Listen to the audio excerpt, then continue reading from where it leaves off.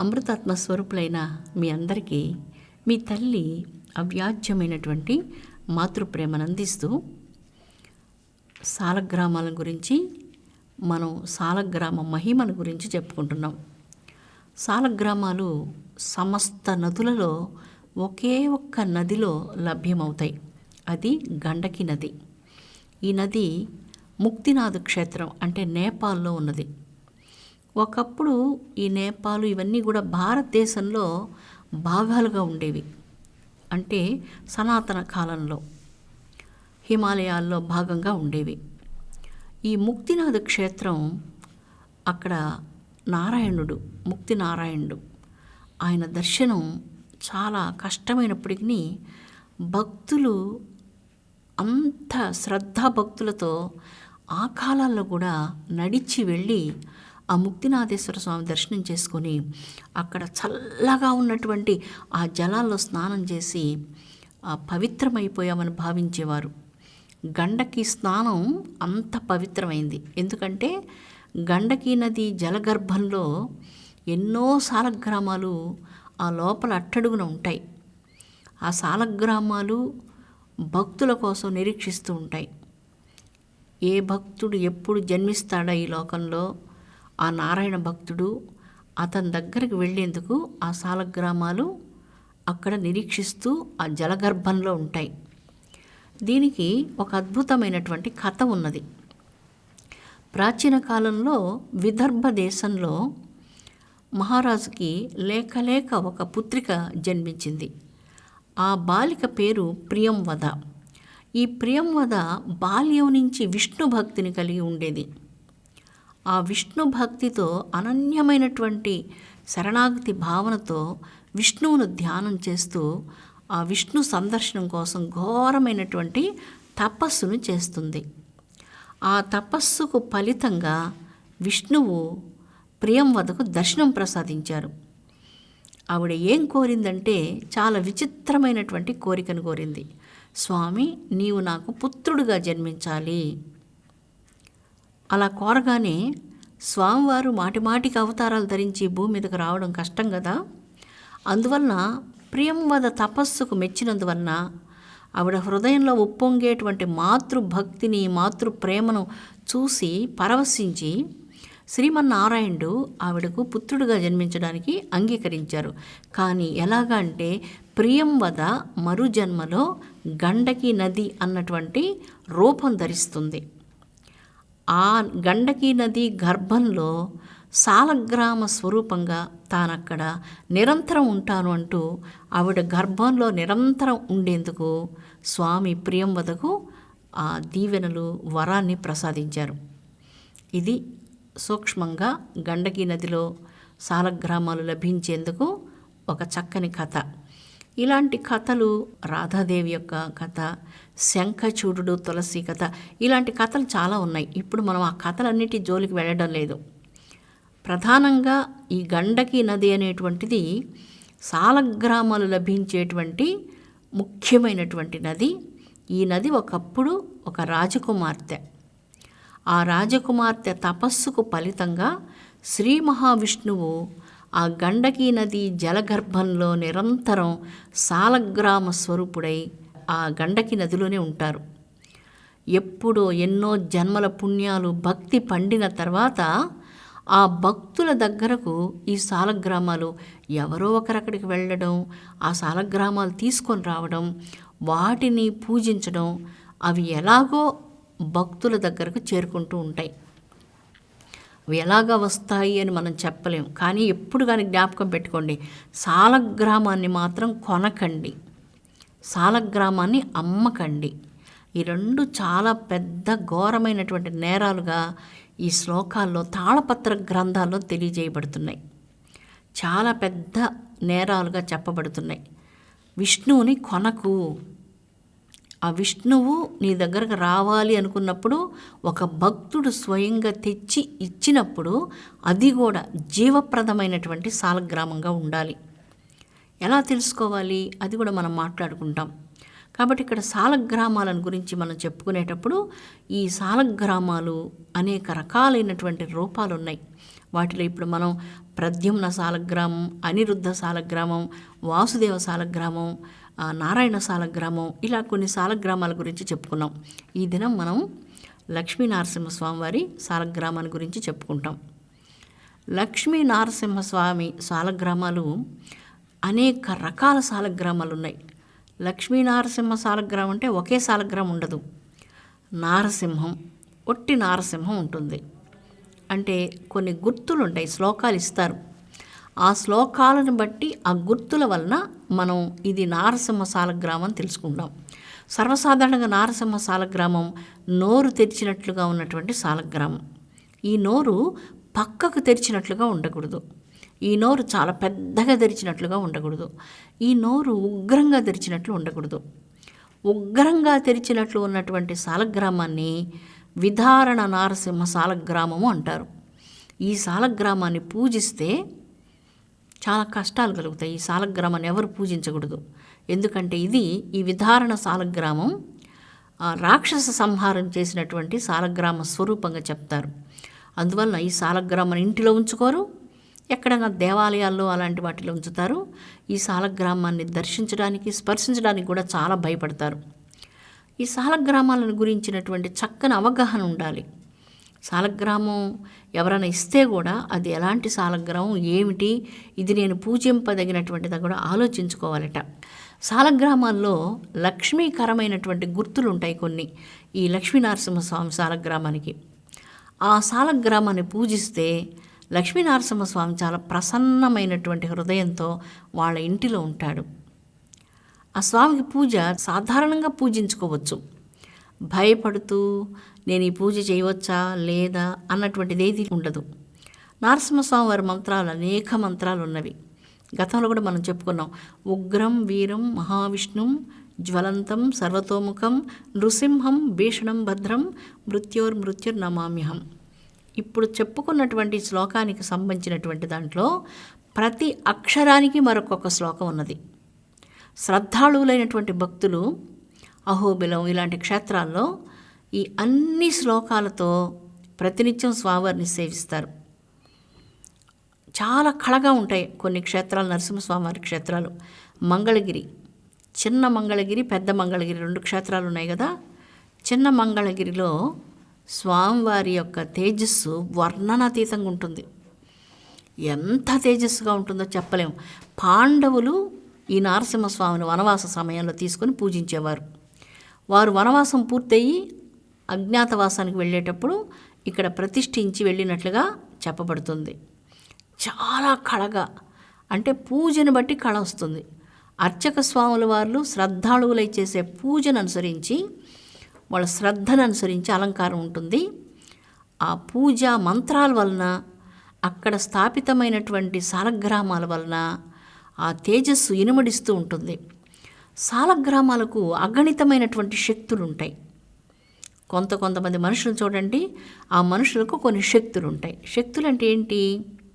పాడే శక్తి ఉంటుంది కొంతమందికి రచన చేసే శక్తి ఉంటుంది, కొంతమందికి మధురంగా మాట్లాడే శక్తి ఉంటుంది, కొంతమందికి అద్భుతంగా ఎంత బరువైన ఎత్తగలిగే శక్తి ఉంటుంది, కొంతమందికి ఎన్ని సమస్యలు వచ్చినా నిబ్బరంగా భరించగలిగేటువంటి శక్తి ఉంటుంది. ఇవన్నీ శక్తులే. ఇవన్నీ మానవ అనుకున్నటువంటి శక్తులైతే, ఇలాంటి శక్తులు కాకుండా సాలగ్రామంలో అద్భుతమైనటువంటి దైవీ శక్తులు ఎన్నో ఉంటాయి. ఆ శక్తులు ఏమిటి అని చెప్పడానికి మనిషికి తరం కాదది. అంత అద్భుతమైనటువంటి శక్తులు ఉంటాయి. ఆ శక్తులు ఎప్పుడు రక్షిస్తూ ఉంటాయి. రక్షణ శక్తి. నారసింహస్వామి వారి సాలగ్రామం రక్షణను ప్రసాదించేది. జ్వాలా నరసింహస్వామి, ఉగ్ర నరసింహస్వామి, అనేక రూపాలతో నరసింహ సాలగ్రామాలు ఉన్నవి.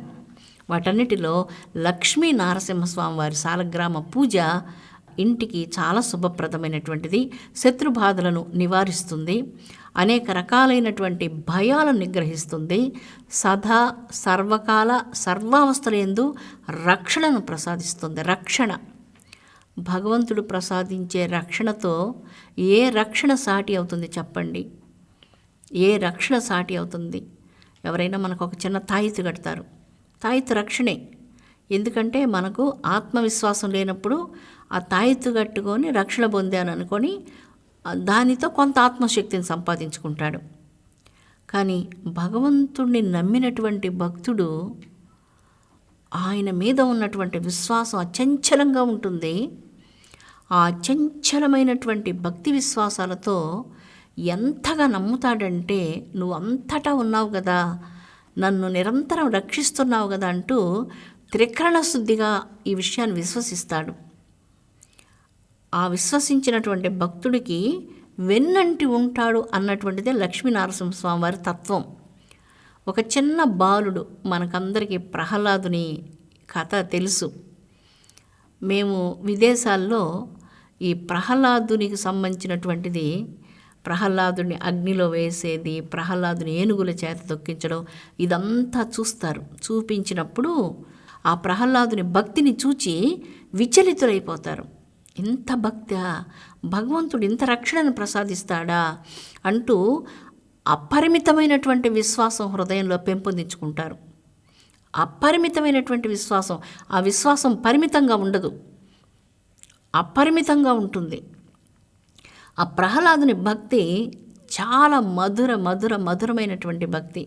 నారాయణ మంత్రం, శ్రీమన్నారాయణ మంత్రం, ఇహపరాలను ఇచ్చేటువంటిది నారాయణ మంత్రం. హరి శ్రీహరి శ్రీహరి అంటూ బాలుడు గర్భంలోనే భక్తి నేర్చుకొని వస్తాడు. గర్భస్థ శిశువులు బయట వాతావరణంలో ఎవరెవరు ఏం మాట్లాడుకుంటున్నారో గర్భంలో ఉన్నటువంటి శిశువు వింటుంది అన్నటువంటిది ప్రహ్లాదుడు పుట్టేటప్పటికే భారతీయులకు తెలుసు. ఈ విషయం భారతీయులకు అప్పుడే తెలుసు. ఉత్తమోత్తముడైనటువంటి మహాయోగి ఆనందం భగవంతుని యందు ఉంటుంది. భగవంతుని యందు అతడు రమిస్తూ ఉంటాడు. అందుకే ఆయనను రమణుడు అంటారు. వెంకట రమణ అంటే నీయందు పాపాలను హరించేటువంటి నీయందు ఎప్పుడు ఉత్తమోత్తములైనటువంటి భక్తులు నీ పాదపద్మాల యందు ఏ విధంగా తుమ్మెద పుష్పంలో ఉన్నటువంటి మకరందాన్ని గ్రోలుతూ ఆనందిస్తూ ఉంటుందో నీ పాదపద్మాల యందు రమిస్తూ ఉంటారు ఓ వెంకటరమణ అని మనం భగవంతుని కీర్తిస్తాం. ప్రహ్లాదుడు తల్లి గర్భంలోనే నారాయణ మంత్రం నేర్చుకొని నిరంతరం నారాయణ స్మరణం చేస్తూ ఆ తండ్రికి చెప్తాడు, ఎల్ల శరీరధారులకు ఇల్లు అనే చీకటి నూతి లోపలంద్రెళ్ళక మీరు మేము అనుచు మతి భ్రమణంబున భిన్నులై ప్రవర్తిల్లక. చాలా మతి భ్రమణం కలుగుతుంది మానవులకి అని చెప్తున్నాడు ప్రహ్లాదుడు. 5 సంవత్సరాల బాలుడు మతి భ్రమణం కలుగుతుంది అన్నాడు. మతి భ్రమణం అంటే బాగా మెంటల్ రిటార్డేషన్ వచ్చేసింది అన్నాడు. ఏంటి ఆ మెంటల్ రిటార్డేషన్ అంటే, నీవు నేననేటువంటి భ్రాంతిలో ఉన్నావు. ఈ సర్వము అతని దివ్య కళామయమంచు. భగవంతుడే ఈ సర్వ కళలకు, అన్ని కళలకు మూలమైనటువంటి ఆది మూలము. ఇది ఎందుకు గుర్తించలేకపోతున్నావు తండ్రి అంటూ అడుగుతున్నాడు తండ్రిని. హిరణ్యకశిపుడు చాలా తపస్సు చేశాడు కదా, లక్షల సంవత్సరాలు ఎక్కడో కాస్మోస్లోకి వెళ్ళి కూర్చొని తపస్సు చేశాడు. ఎందుకు ఆ తపస్సు? తమో గుణం నశించలేదు. తపస్సు లక్ష్యం ఏంటంటే గుణాలు నశించి విశుద్ధమైనటువంటి అంతరంగం ఏర్పడమే తపస్సు లక్ష్యం. రావణాసురుడు, హిరణ్యకశిపుడు, హిరణ్యాక్షుడు వీళ్ళందరూ కూడా చాలా తపస్సులు చేశారు. వాళ్ళ తపస్సుల లక్ష్యం ఏంటంటే అధికారం కావాలి, పెత్తనం కావాలి మనుషుల మీద. ఈ యొక్క తామసిక గుణం భగవంతుని మరిపింపజేసి గ్రహణం పట్టినట్లుగా ఈ పిచ్చి వస్తువుల్ని చాలా విపరీతంగా ప్రేమించేటువంటి మనసునిస్తుంది. ఎప్పుడు ఈ పిచ్చి వదిలిపోతుంది. అందుకని చెప్తున్నాడు ఇతను, ఎల్ల శరీరధారులకు, శరీరం ధరించినటువంటి ఎల్ల అంటే అందరికీ ఈ యొక్క భవరోగం పట్టనటువంటి వ్యక్తి అంటూ ఎవరుండరు ఈ లోకంలో. అందరికీ జబ్బు పట్టేసింది. ఎల్ల శరీరధారులకు ఇల్లు అనే చీకటి నూతి లోపల. ఇల్లు అంటే మనం ఉండే ఇల్లని కాదు, ఈ శరీరం అనేటువంటి ఇంటిలో, ఈ శరీరం అనేటువంటి గృహంలో ఇళ్లను చీకటి నూతి లోపలంద్రెళ్ళక.